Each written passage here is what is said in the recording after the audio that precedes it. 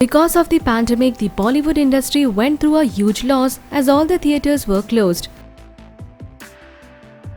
Several Bollywood movies were stuck in limbo for an unknown time as the theatrical releases were on halt.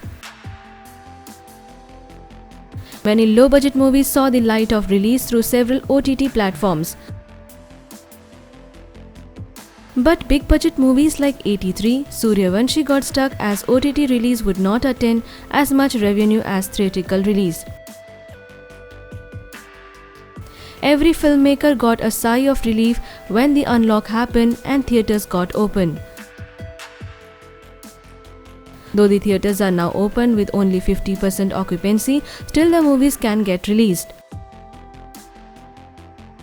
Several movie makers have recently announced the release dates of their much-awaited movies finally. But looks like again, a sad news is waiting for some big-budget movies and their makers.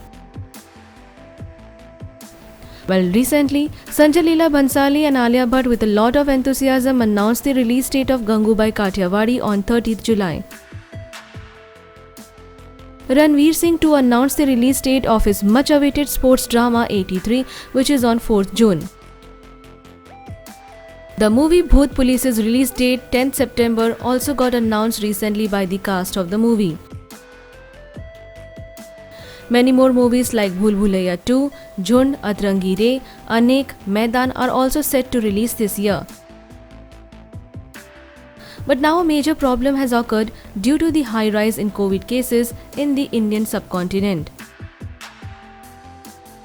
And because of the spike in the graph, Maharashtra government has recently warned for another lockdown. The Maharashtra government might impose another lockdown which will lead to the closure of the theatres again. And if this happens, then all the releases of this year will get delayed or even might get cancelled too. And there are no chances of theatres to have 100% occupancy in recent times.